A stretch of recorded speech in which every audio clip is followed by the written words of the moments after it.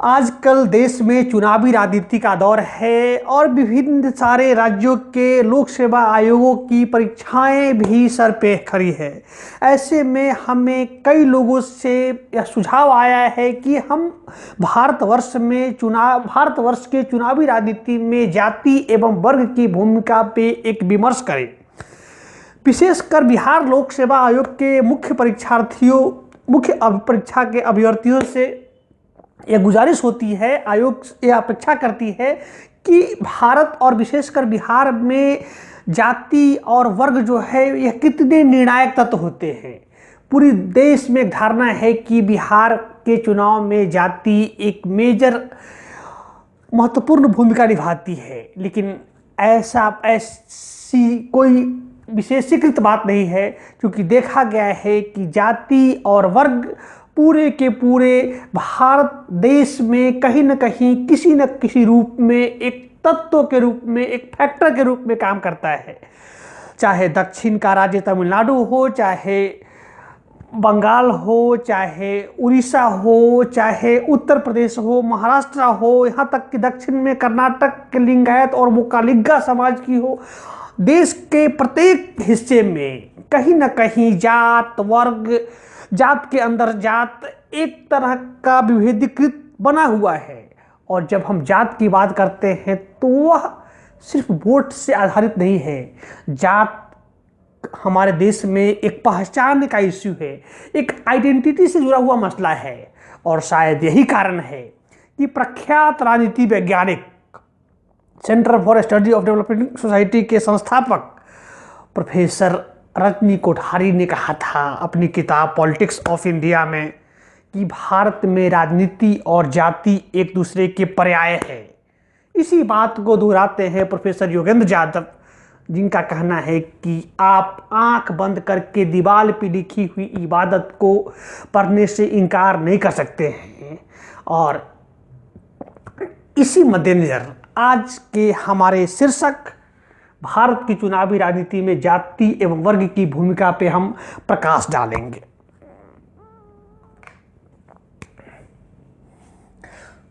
सबसे पहले समझने की जरूरत है जाति, कास्ट। सामान्य भाषा में कभी कभी आम दिनचर्या की भाषा में लोग कहते हैं कि जाति वह है जो जाति नहीं है। आखिर ऐसा क्या है और आखिर जाति अगर है तो इसमें बुरा क्या है? मतलब जाति एक सामाजिक पहचान है, एक सोशल एंटिटी है। प्रख्यात राजनीतिक दार्शनिक निकोलो मैकियावेली का कहना था कि एक व्यक्ति हमेशा अपने पहचान के लिए आतुर रहता है, उसमें अपने आइडेंटिफिकेशन के लिए वह तरह तरह के प्रयास करता है।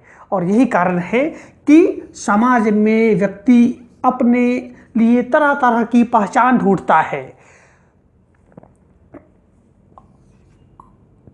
और उस पहचान की बुनियाद होती है एक सोशल एंटिटी के रूप में। कहते हैं कि इस देश में आप अपना धर्म बदल सकते हैं, कोई व्यक्ति अपना रिलीजन चेंज कर सकता है, लेकिन वह अपना धर्म नहीं बदल सकता है। प्रख्यात समाज वैज्ञानिक एम.एस. श्रीनिवास, प्रख्यात सोशोलॉजिस्ट एम.एस. श्रीनिवास ने जाति पे बहुत बड़ा कार्य किया है और उन्होंने कर्नाटक के एक गांव रामपुर गांव में एक केस स्टडी किया है। और इस केस स्टडी में उन्होंने पाया है कि प्रत्येक जाति अपने से नीचे किसी न किसी जाति को ढूंढ लेती है। प्रत्येक जाति को लगता है कि कुछ ऐसी जातियां हैं जो उससे नीचे की जातियां हैं, और यह जाति स्वयं को डोमिनेंट कास्ट, प्रभुत्व जाति का तमगा हासिल कर लेती है। तो भारत में जाति एक सामाजिक पहचान से जुड़ा हुआ है, जबकि वर्ग की जब हम बात करते हैं तो वर्ग एक आर्थिकी पहचान है। आर्थिकी पहचान है। इकोनॉमिक आधार पे व्यक्तियों का एक क्लास होता है। ज्ञात हो कि मार्क्सवादी विचारक, साम्यवादी विचारक कार्ल मार्क्स का डायलेक्टिकल मटेरियलिज्म, द्वंद्वात्मक भौतिकवाद का जो दर्शन है, वह कहता है दुनिया में दो ही क्लास के लोग हैं, दो ही वर्ग के लोग हैं, सर्वहारा और बुर्जुआ। सर्वहारा वे हैं जो संपन्न हैं, जिसे अंग्रेजी में हैव्स कहते हैं, जबकि जो दूसरा वर्ग है वह है हैव्स नॉट, सॉरी हैव्स बुर्जुआ वर्ग है, जबकि हैव्स नॉट जिनके पास नहीं है वे सर्वहारा वर्ग है। कार्ल मार्क्स यही नहीं ठहरता है और वह आगे कहता है दुनिया के सारे सर्वहारा वर्ग को कि दुनिया के मजदूरों एक हो जाओ, तुम्हारे पास खोने के लिए कुछ भी नहीं है सिवाय तुम्हारे हाथों की जंजीर और पैरों की बेड़ियों के अलावा। बहरहाल अब हम आते हैं कि भारत में जाति और वर्ग के बारे में संवैधानिक स्थिति क्या है। भारत का संविधान क्या कहता है। जिस प्रकार प्रत्येक धर्म का अपना एक ग्रंथ होता है, उसी प्रकार भारत देश का 15 अगस्त 1947 के आज़ादी मिलने के बाद और 26 जनवरी 1950 को भारत का संविधान लागू होने के बाद, भारत के गणतंत्र होने के बाद, इस देश में जब किसी को कहीं कोई संदेह हो, जाति क्या कहता है, वर्ग क्या कहता है, संप्रदाय क्या कहता है, भाषा क्या कहता है, लिंग क्या कहता है, तो इसके निवारण के लिए भारत के संविधान के 12 अनुसूचियों, 22 भागों और 395 अनुच्छेदों का सहारा लिया जाता है। ठीक उसी तरह जैसे कि गांधी जी अपने जंतर में कहते हैं कि जब कभी भी आपको संदेह हो कि आप जो कार्य करने जा रहे हैं वह सही है या गलत, तो आप अपने जीवन के उस सबसे अंतिम व्यक्ति को याद कीजिए जिसे आपने देखा है। आपका सारा भ्रम दूर हो जाएगा और आप जो डिसीजन लेंगे, जो निर्णय लेंगे, वह बिल्कुल ही युक्ति संगत और प्रभावशाली होगा। बाद में इसी बात को दार्शनिक जॉन रॉल्स ने अपनी किताब द थ्योरी ऑफ जस्टिस में वेल ऑफ इग्नोरेंस, अज्ञानता के पर्दे के तहत समाहित करता है।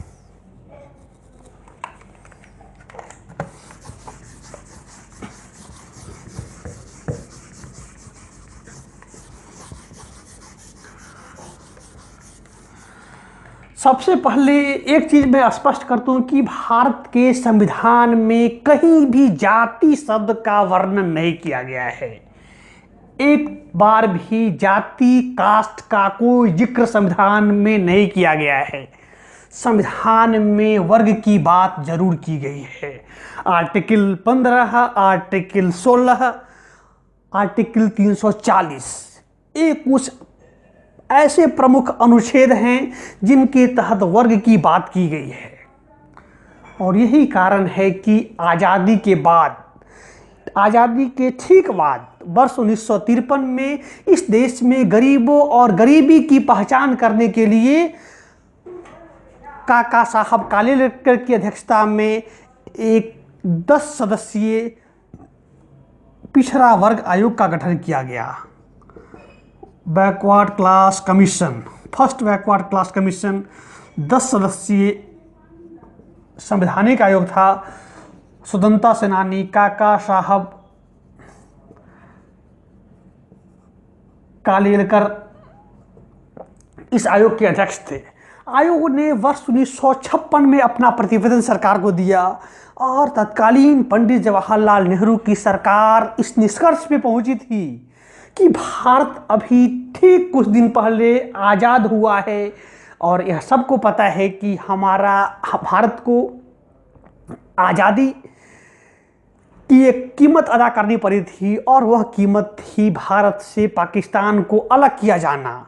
अर्थात द्वि राष्ट्र थ्योरी के तहत, अंग्रेजों के डिवाइड एंड रूल सिद्धांत के तहत भारत को आज़ादी तो मिली, लेकिन वह आज़ादी अधूरी आज़ादी थी। ऐसे में पंडित जवाहरलाल नेहरू की सरकार यह कतई नहीं चाहती थी कि जो भारत लगभग 250 वर्षों की गुलामी के बाद उपनिवेशिक सत्ता में रहने के बाद आज़ाद हुई है, वह फिर से जाति और वर्ग के आधार पे अपने आप को एक दूसरे का प्रतिद्वंदी बना ले। ऐसे में प्रथम पिछड़ा वर्ग आयोग की प्रतिवेदन को लागू नहीं करने का निर्णय लिया गया। वर्ष 1978 में ज्ञात हो कि देश की आज़ादी के बाद पहली बार 1977 में जनता पार्टी 1977 में जनता पार्टी की सरकार बनी थी। मोरारजी भाई देसाई प्रधानमंत्री बनाए गए थे और इस सरकार ने वर्ष 1978 में दूसरे पिछड़ा वर्ग आयोग का गठन करने का निर्णय लिया। सेकेंड बैकवर्ड क्लास कमीशन का गठन करने का निर्णय लिया और इस आयोग के अध्यक्ष बनाए गए बिहार के पूर्व मुख्यमंत्री रहे विंध्येश्वरी प्रसाद मंडल, बीपी मंडल। इस आयोग ने अपने प्रतिवेदन में सरकार से मांग की कि हमने तय किया। अब सबसे बड़ा प्रश्न था आयोग के समक्ष, सबसे बड़ा बुनियादी वसूल था, बुनियादी प्रश्न था कि पिछड़े कौन हैं इस देश में, बैकवर्ड कौन है, उसकी पहचान कैसे हो। ऐसे में चूंकि हमारा देश भारत शुरू से ही वर्ण व्यवस्था और द्विज व्यवस्था की नीति पे चलता आ रहा है, जिसके तहत ब्राह्मण, वैश्य, क्षत्रिय, शूद्र 4 श्रेणियां बनाई गई थी। ऐसे में द्वितीय पिछड़े वर्ग आयोग, जिसके अध्यक्ष बीपी मंडल थे, 5 सदस्यीय आयोग थी, उसने तय किया कि इस देश में जो पिछड़ी जातियां हैं उसी को हम एक वर्ग मान लेते हैं। अर्थात आयोग इस निष्कर्ष पे पहुंचा कि इस देश में जो जातियां पिछड़ी रही है ऐतिहासिक रूप से, वे सामाजिक और सांस्कृतिक रूप से समृद्ध नहीं हो सकी है। और संविधान की किताब में स्पष्ट लिखा गया है कि आरक्षण का आधार सोशल और कल्चरल होगा। और ऐसे में मंडल आयोग ने अपने देश के अध्ययन में पाया कि इस देश में पूरी की पूरी जाति को ही पिछड़ा मान लिया जाए। क्यों? क्योंकि जो जातियां पदानुक्रम में ऊपर रही है उनका सांस्कृतिक और सामाजिक विकास हो चुका था। तो इसी आलोक में 27% आरक्षण देने की बात मंडल आयोग ने सरकार से अपने प्रतिवेदन में कही। इस आयोग ने अपना प्रतिवेदन वर्ष 1980 में दिया। आयोग के प्रतिवेदन पे चर्चा करते हुए तत्कालीन केंद्रीय मंत्री, जो कि बाद में भारत के राष्ट्रपति बने, रामास्वामी वेंकटरामन ने कहा था कि अभी चूंकि इस क्रांतिकारी कदम को लागू करने का समय नहीं आया है और लागू करने की स्थिति में इस देश की इंटीग्रिटी, यूनिटी कहीं ना कहीं प्रभावित हो सकती है और इस बुनियाद पे तत्कालीन कांग्रेस सरकार ने इसे लागू नहीं करने का निर्णय लिया। लेकिन कहते हैं ना, जैसा कि विक्टर ह्यूगो कहता है कि दुनिया में जब जिस विचारधारा के लागू होने का समय आ जाता है उससे दुनिया की कोई ताकत नहीं रोक सकती है।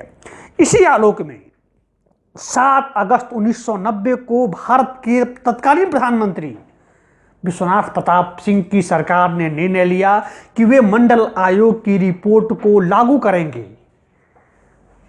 अर्थात मंडल आयोग की रिपोर्ट को लागू करने के बाद यह तय किया गया कि जो मंडल आयोग ने जिन लोगों को पिछड़ा वर्ग के रूप में आइडेंटिफाई किया था उन्हें सरकारी नौकरियों में 27% आरक्षण दी जाएगी। कालांतर में वर्ष 2006 में कांग्रेस नीति डॉक्टर मनमोहन सिंह की अगुवाई वाली सरकार में मानव संसाधन विकास मंत्री रहे अर्जुन सिंह जी ने सरकारी नौकरियों में तो आरक्षण पहले से ही विद्यमान थी, सरकारी संस्थाओं में, यूनिवर्सिटीज़ में, कॉलेज में भी ओबीसी के विद्यार्थियों को 27% आरक्षण, दाखिले में आरक्षण सुनिश्चित करने का काम किया। अब हम आते हैं कि चुनाव में राजनीति जो है वह जाति आधार पर कितना प्रभावित करती है, कितना प्रभाव डालती है। अभी तक हमने जो जिक्र किया यह जाति का और वर्ग का संवैधानिक पक्ष था। अब प्रश्न है कि आखिर मतदाता क्यों चाहता है, एक मतदाता इस बात के लिए क्यों उत्साहित रहता है कि वह व्यक्ति उसकी जात का है, जबकि इतिहास यह है कि दुनिया में जो अमीर लोग हैं और दुनिया में जो देश में जो अमीर लोग हैं और देश में जो गरीब लोग हैं, उनका अपना एक क्लास होता है, उनका एक अपना वर्ग होता है। यह जरूरी नहीं है कि किसी जात विशेष का जनप्रतिनिधि अपने जात के सबसे गरीब व्यक्ति को मदद करने के लिए आतुर हो। लेकिन इस बारे में जब हमने चर्चा किया और हमने पूछा उदीयमान चुनाव विश्लेषक आशीष रंजन से कि आखिर क्या आपने अपने देश भर के अध्ययन में क्या महसूस किया कि लोग जाति के प्रति इतने भावुक क्यों होते हैं, ऐसे में उनका जवाब था और बड़ा रोचक जवाब था। उन्होंने कहा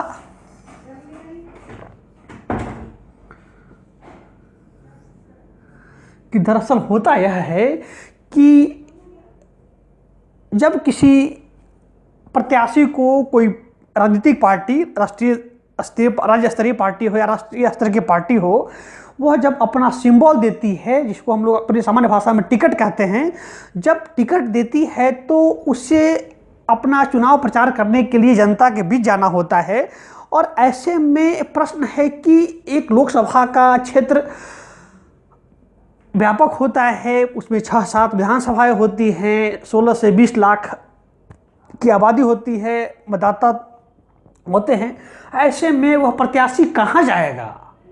ऐसे में सबसे पहले वह प्रत्याशी अपने जात विशेष के लोगों के पास जाता है, ताकि उनके अंदर एक फीलिंग आती है, एक अपनत्व का भाव आता है कि वह व्यक्ति अपना ही लड़का है, वह सन ऑफ द सॉइल है, वह धरती पुत्र है। मतलब एक प्रत्याशी जब अपनी जात के लोगों के पास जाता है तो दरअसल उसे बैठने के लिए एक नींव मिलती है, एक बुनियाद मिलता है। दूसरे शब्दों में कहें, उदाहरण के रूप में, तो एक हवाई जहाज को, एक फ्लाइट को उड़ने से पहले एक बेस की जरूरत होती है। तो भारत के चुनावी राजनीति में जातियां जो है वह अपने जात विशेष के प्रत्याशियों के लिए एक बेस का काम करती है, जहां से आप लैंड कर सकते हैं, जहां से आप टेक ऑफ कर सकते हैं। अर्थात कहीं ना कहीं जाति एक भावनात्मक मुद्दा है, बजाय इसके कि आपको दूसरे जाति के लोग, प्रत्याशी, उम्मीदवार या फिर जनप्रतिनिधि बेहतर एजेंडा लेकर आते हों। लेकिन चुनाव की पूर्व संध्या पे यह लोग तय कर लेते हैं कि नहीं, रोटी और बेटी अपने जात में।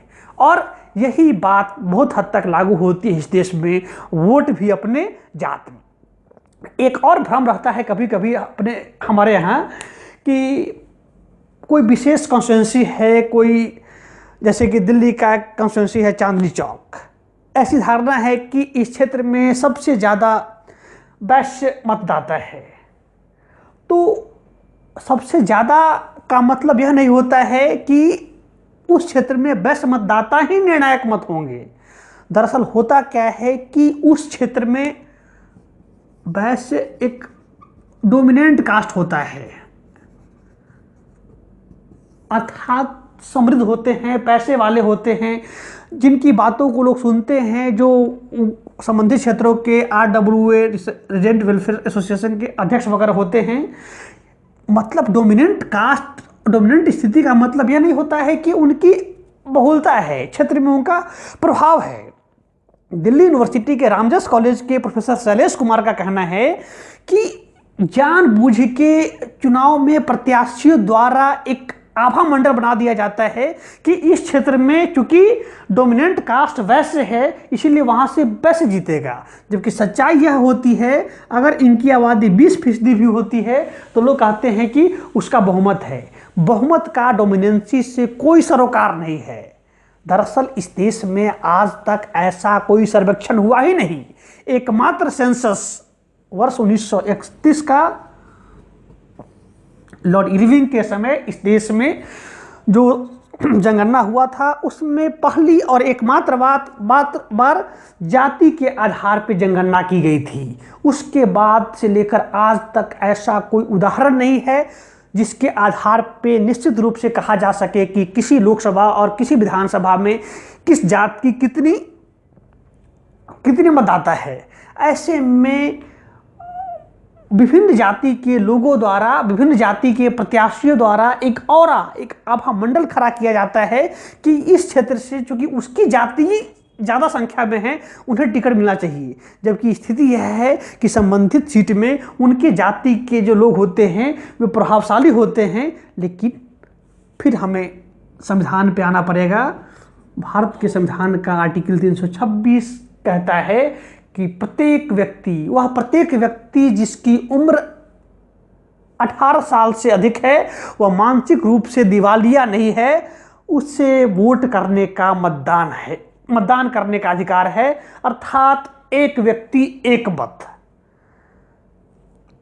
तो इस प्रसंग के जिक्र करने का निहितार्थ यह था कि डोमिनेंट कास्ट का मतलब या डोमिनेंट पर्सनालिटी का मतलब यह नहीं होता है कि आपको एक से अधिक मत करने का अधिकार प्राप्त हो जाता है। हाँ, यह व्यवस्था कुछ देशों में लागू रही है और बहुलवादी लोकतंत्र में जॉन स्टुअर्ट मिल, जो ब्रिटेन का विचारक था, यह जरूर इस बात का पक्षधर था और उसका कहना था कि देश में अध्ययन के आधार पे, संपत्ति के आधार पे, बौद्धिकता के आधार पे लोगों को वरीय मतदान करने का अधिकार मिलना चाहिए। अर्थात आम आदमी को 1 वोट, विशेष व्यक्ति को 2 वोट, उससे विशेष व्यक्ति को 3 वोट। जबकि भारत के संविधान निर्माताओं ने इस विषय पे चर्चा करना भी उचित नहीं समझा।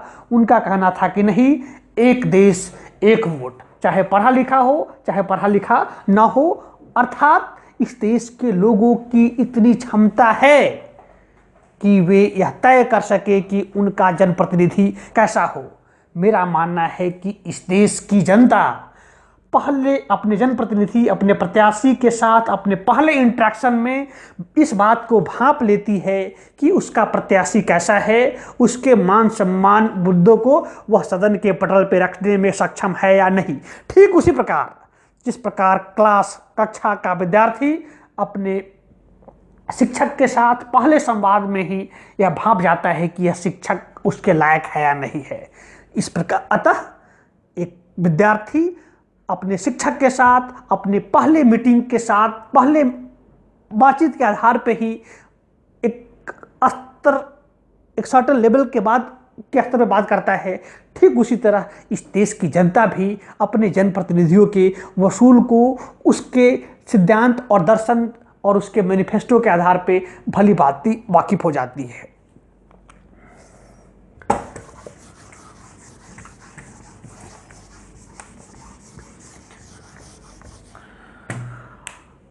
भारत में जाति और वर्ग की भूमिका को समझने के लिए हम 3 चरण में चलते हैं। हमें 3 फेजेस से गुजरना पड़ेगा। शुरुआती दिनों में 1952 में पहला आम चुनाव हुआ। 52 से लेके पूरा 1950 और 1960 का दशक जो था वह लगभग इस देश में सिंगल पार्टी डोमिनेंस सिस्टम था। अर्थात एक दलीय प्रभावशाली व्यवस्था। ये दूसरी बात है कि पहले आम चुनाव में इस देश में 100 से अधिक पार्टियां ने चुनाव में अपनी सहभागिता दी थी। बावजूद इसके इस देश में मैं सिंगल पार्टी सिस्टम नहीं कर रहा हूँ, सिंगल पार्टी डोमिनेंस सिस्टम कर रहा हूँ। चाहे प्रदेश हो चाहे राष्ट्र हो, हर चुनाव में भारतीय राष्ट्रीय कांग्रेस की अगुवाई में नेहरू जी के नेतृत्व को एक व्यापक समर्थन मिलता गया। इसीलिए कांग्रेस पार्टी के एक डिसीजन मेकिंग बॉडी है CWC, कांग्रेस वर्किंग कमेटी। इस बैठक में ही देश के तमाम मुद्दों को विभिन्न राज्यों के मुख्यमंत्री द्वारा आपसी सहमति के आधार पर सुलझाने का प्रयास किया जाता था। लेकिन प्रश्न है कि देश नया आज़ाद हुआ था और भारत में जो जातियों की संकल्पना है वह कहा जाता है कि ग्रियर्सन ने कहा था कि इस देश में प्रत्येक 1.5 कोस पे वाणी और 3 कोस पे पानी बदल जाती है। उसी प्रकार अपना लोगों का इस देश में विभिन्न आइडेंटिटी है, विभिन्न तरीके का पहचान है। जिस देश का प्रधानमंत्री को ही कहना पड़ रहा हो कि वह पिछड़ा है, कभी अति पिछड़ा हो, तो उस देश में लोग अपनी पहचान ढूंढ लेते हैं। तो उस कांग्रेस पार्टी आज़ादी के बाद जब सत्ता में आई तो यह प्रत्येक वर्ग के लिए सक्षम संभव नहीं था कि उन्हें सत्ता डिसीजन मेकिंग में उनकी सहभागिता हो। इससे क्षेत्रीय दलों में, लोगों में, सक्षम लोगों में, सन ऑफ सॉइल में एक स्थानीयता का बोध आया। उनको लगा कि नहीं, कांग्रेस पार्टी किसी विशेष जाति की पार्टी है, ब्राह्मणों की, बनियों की, मुसलमानों की, दलितों की बात तो यह पार्टी करती है, लेकिन जो मिडिल क्लास है, जिसको बाद में ओबीसी नाम दिया गया, यह मिडिल क्लास की भूमिका कहीं ना कहीं गौण है। ऐसे में देश में चौधरी चरण सिंह, मुलायम सिंह यादव, दक्षिण के राज्यों में वीरेंद्र पाटिल, एम करुणानिधि जैसे लोगों का उभार हुआ। इनका कहना था कि नहीं, इस देश में सिर्फ ब्राह्मणवादी, और जब मैं ब्राह्मणवाद कहता हूं तो इसका मतलब कतई नहीं होता है कि ब्राह्मण एक जाति है, से इसका सरोकार है। ब्राह्मणवाद एक मानसिकता है, एक डोमिनेंसी, एक आयरन ऑफ ओलिगार्की, एक इलीट सिस्टम। प्रत्येक वर्ग या प्रत्येक जाति, किसी जाति या प्रत्येक जाति का व्यक्ति जब एक प्रभावशाली भूमिका में आ जाता है तो संभव है उसके मन में एक डोमिनेंसी आ जाए, और वह मानसिकता ही ब्राह्मणवादी मानसिकता कहलाती है। ब्राह्मणवाद और ब्राह्मण का कोई सरोकार नहीं है। इस बात की व्याख्या बाबा साहब अम्बेडकर वाङ्मय के 17 खंडों में प्रकाशित वाङ्मय के 3 खंड के 5वें अध्याय में स्पष्ट रूप से लिखा गया है। बाबा साहब ने खुद इस बात की पुष्टि की है कि नहीं, ब्राह्मणवादी मानसिकता से जुड़ा हुआ ब्राह्मणवादी संस्कार किसी में भी आ सकता है, संस्कार कहिए या कुछ संस्कार कहिए। और यही कारण है कि बाबा साहब ने अपने अंतिम दिनों में स्पष्ट रूप से कहा था कि मैं बड़ी जतन, बड़ी मेहनत, बड़ी परिश्रम के साथ कारवा को यहाँ तक लाया हूँ। अगर आप मेरी कारवा को, सामाजिक न्याय की कारवा को आगे नहीं ले जा सकते हैं तो मैं विनती करता हूँ कि कम से कम इसे पीछे मत ले जाना। बहरहाल, हम जिक्र कर रहे थे पहले चरण में देश में जाति और वर्ग की जब बात आती है तो कांग्रेस डोमिनेंट सिस्टम थी, सिंगल पार्टी डोमिनेंट सिस्टम थी। ऐसे में बहुत सारे लोगों को, बहुत सारे वर्ग को, बहुत सारी जातियों को अपनी भूमिका के निर्वहन करने के लिए समुचित मंच नहीं मिल सका। उसके प्रतिक्रिया स्वरूप दक्षिण में ब्राह्मण के बात के खिलाफ, ब्राह्मण के खिलाफ द्रविड़ मूवमेंट शुरू हुआ। कालांतर में यह मूवमेंट बड़े व्यापक स्तर पर हुआ। इसका प्रभाव बिहार में हुआ। तमाम ओबीसी लोग बिहार के सत्ता प्रतिष्ठान पर बैठे, चाहे विंध्यश्री प्रसाद मंडल हो, चाहे हरिहर सिंह हो, सतीश कुमार हो, यहाँ तक कि दरोगा प्रसाद राय हो, और साथ ही भोला पासवान शास्त्री हो। इस द्वितीय फेज में जब जातियाँ सशक्त हुई तब उन्हें लगा कि जाति आबादी हमारी है तो हमारा मुख्यमंत्री भी होना चाहिए, हमारी सरकार भी होनी चाहिए। ऐसे में बिहार जैसे राज्यों में मिडिल क्लास, जो ओबीसी जिसे कहते हैं, उनके लोगों को सत्ता प्रतिष्ठान में आने का मौका मिला। और तीसरा चरण जाति और वर्ग का उभार देखा जाता है जब मंडल आयोग, जैसा कि हमने जिक्र किया, जब 7 अगस्त 1990 को प्रधानमंत्री विश्वनाथ प्रताप सिंह की सरकार ने मंडल आयोग के प्रतिवेदन को लागू करने का निर्णय लिया। उसके बाद उत्तर भारत के राज्यों, विशेषकर बिहार एवं उत्तर प्रदेश में एक बहुत बड़ा तबका, एक बहुत बड़ी जाति जो समृद्ध थी पैसे से, जमीन से, चाहे यादव हो चाहे कुर्मी हो, इन लोगों को लगा कि बहुत दिन तक वे अधीनस्थ की भूमिका में रहे हैं, उनके पास संसाधन थी, क्षमता थी, और उन्हें लगा कि अब शासन उनकी होनी चाहिए। और यही कारण है कि 90 का जो फेज आया, 90 के बाद का जो उत्तर भारत, विशेषकर बिहार और उत्तर प्रदेश की राजनीति आई, यहाँ जाति और राजनीति एक दूसरे के पर्याय हो गए। अर्थात कहीं न कहीं विभिन्न जातियों के मन में, अंतर मन में कहीं न कहीं यह बात बैठी हुई थी कि पहले इस देश में ब्राह्मणों का शासन था, ठाकुरों का शासन था, एक विशेष वर्ग का शासन था, जबकि आज जब हमारी सत्ता आई है तो शासन का जो चेहरा होगा वह हम ही होंगे। यही कारण है कि वर्ष 2005, फरवरी 2005 में जब बिहार में हंग असेंबली हुआ, जब विघटित विधानसभा आई, तो किसी पार्टी की या किसी गठबंधन की सरकार नहीं बनते दिख रही थी, तो उस समय प्रख्यात गांधीवादी रजी अहमद साहब ने एक फॉर्मूला दिया था कि किसी ऐसे व्यक्ति को मुख्यमंत्री बना दिया जाए जो सर्वसम्मत मुख्यमंत्री हो, हर पार्टी उसे समर्थन दे और जरूरत पड़ने पे फिर से चुनाव में जाया जाए।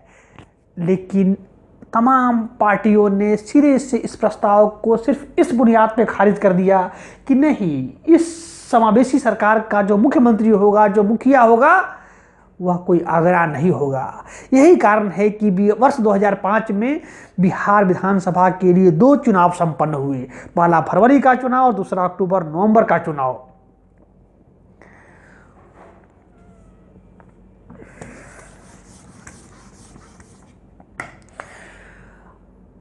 अब जाति और वर्ग की राजनीति में, चुनाव निर्वाचन में जो भूमिका होती है, उसके सकारात्मक पहलू, उसके जो लाभ जो होते हैं, उसको हमने देखा कि जातियां चुनाव जिताने में मददगार होती हैं। लेकिन इसका दूसरा पहलू यह है कि यह एक यूनिवर्सल ट्रूथ नहीं है, यह एक सार्वभौम सत्य नहीं है कि निश्चित जाति का व्यक्ति ही संबंधित क्षेत्र में चुनाव जीतेगा।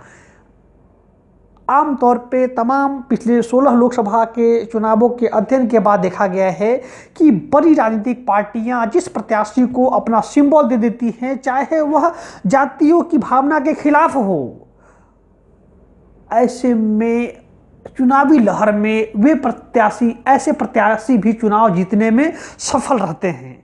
इसका अभिप्राय यह है कि यह कहना कि राजनीतिक पार्टियों द्वारा यह कहना कि मैं जाति की राजनीति इसीलिए करता हूँ, हालांकि कहती तो कोई पार्टी नहीं है, यह कहना कि जाति की राजनीति टिकट देना मजबूरी है, यह कतई मजबूरी नहीं है। दरअसल यह एक मानसिक अवधारणा पैदा कर दी गई है कि उस क्षेत्र से, फला क्षेत्र से फला व्यक्ति ही जीतेगा, फला जात का ही प्रत्याशी जीतेगा, जबकि सच्चाई यह है कि लोकतंत्र में जनता अपने प्रत्याशियों में से अपेक्षा करती है कि उसकी बातों को सदन में, विधान में अच्छे से प्रकट करता हो। अगर ऐसा नहीं होता तो बड़े बड़े लोग सदन में चुनाव जीतकर अपनी बुनियाद पे सत्ता में नहीं आते। दूसरे शब्दों में कहा जाए तो जाति और वर्ग कहीं ना कहीं समाज को एक तरह से छोटे अंश में सही सुदृढ़ करने का भी काम करते हैं। जब प्रत्येक जातियों का राजनीतिकरण हो जाएगा, एक समय ऐसा भी तो आ सकता है जब प्रत्येक पार्टियां अपने अपने जातियों का भलाई करेगी, तो एक समय संभव है कि यह भी हो सकता है कि हर जातीय सुसंस्कृत और सक्षम हो जाए। जैसा कि रजनी कोठारी कहते हैं कि आप भारतवर्ष से जातियों, उनका तो बयान थोड़ा अतिवादी भी हो सकता है, उनका कहना है कि अगर इस देश में कोई कहता है कि भारत की राजनीति में जाति को अलग कर देना चाहिए, तो वैसे व्यक्तियों की राजनीति की कोई समझ नहीं है।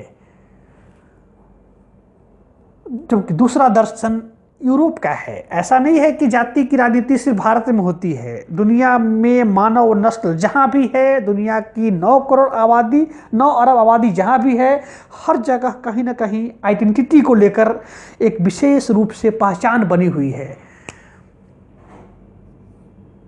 देश की प्रतिष्ठित पत्रिका इंडिया टुडे ने अपने मई के पहले अंक में अपने आवरण पृष्ठ पे एक फोटो छापा है, कवर पेपर छापा है, उसमें ईवीएम बनाया गया है। और हम सबको पता है, जैसा कि हमने चुनाव आयोग पे चर्चा करते समय कहा था कि एक ईवीएम में 16 खंड बने होते हैं, 1 से लेकर 16 तक, अर्थात 15 प्रत्याशी और अंत में एक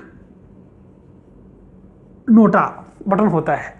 तो इंडिया टुडे ने अपने कवर पेज पे जो तस्वीर छापी है, उसमें एक बहुत बड़ा प्रश्न खड़ा किया है हमारे समाज के सामने कि हम मुद्दों को वोट करने जा रहे हैं, गरीबी, शिक्षा, बेरोजगारी को मुद्दा बनाकर वोट करने जा रहे हैं या फिर जात को मुद्दा। और उन्होंने बड़े सलीके से SC, ST, OBC, राजपूत, ब्राह्मण, अहीर, कुर्मी, यादव की एक श्रृंखला बनाई है और 16 मिनट डाला है। अर्थात हम जब चुनाव करने जा रहे हैं तो हमारे ऊपर एक आवरण प्रस्तुत किया जा रहा है, एक सुपर स्ट्रक्चर के रूप में हमारे आंख पे आवरण चढ़ा दिया जा रहा है।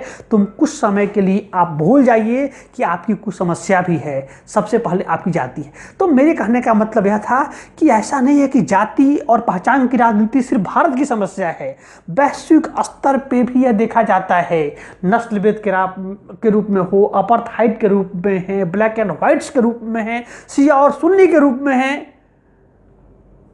मतलब कहीं ना कहीं विश्व के हर एक हिस्सों में मानव समुदाय जहां है उसके बीच विभेद कायम है।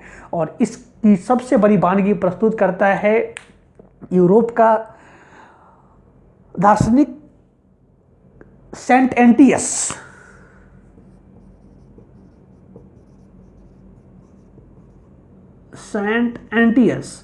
सेंट एंटियस के बारे में कहा जाता है, जैसा कि उन्होंने लिखा है कि सेंट एंटियस एक योद्धा था, फाइटर था, लड़ाकू था। वह जब जब युद्ध में हारता था तब वह जमीन पे जब उसे हरा कर गिराया जाता था, जमीन पे गिरते ही उसकी एनर्जी दोगुनी हो जाती थी और वह दूनी ऊर्जा और उत्साह के साथ फिर से युद्ध क्षेत्र में लड़ने को तैयार हो जाता था। तो हमारे देश के चुनावी राजनीति में जाति की राजनीति कुछ इसी तरह है। जितना जाति की राजनीति को कर्व करने का प्रयास किया जाएगा, जातियों का सशक्तिकरण उतना अधिक होगा। ऐसे में सिविल सर्विसेज की तैयारी कर रहे विद्यार्थियों से अपेक्षा की जाती है वे जाति के राजनीति या राजनीति की जाति संबंधी प्रश्नों का उत्तर देते समय, चाहे मुख्य परीक्षा में हो चाहे साक्षात्कार में हो, उन्हें भावुक होने से बचना चाहिए। दरअसल आपसे एक सामान्य, एक स्वच्छ छवि के विचार की अपेक्षा की जाती है ताकि आप देश में संतुलन की अवस्था कायम कर सके। तो प्रश्न है कि न जाति को खत्म किया जा सकता है किसी अध्यादेश से, न वर्ग को खत्म किया जा सकता है। ऐसे में एक मध्य मार्ग के तहत एक विशिष्ट उत्तर लेखन के लिए समावेशी भाव को अंगीकार करते हुए सारे तथ्यों के मद्देनजर भारतीय संविधान को आस्था मानकर इस मुद्दे पे अपनी राय कायम रखी जा सकती है। आज के लिए इतना ही। अगले कक्षा में हमें आपके सुझावों का इंतजार रहेगा। आपको जो लगे कि परीक्षोपयोगी क्या टॉपिक्स हो सकते हैं, हम उस पे आपके मांगों को के आलोक में वीडियो तैयार करेंगे। आज के लिए धन्यवाद, नमस्कार।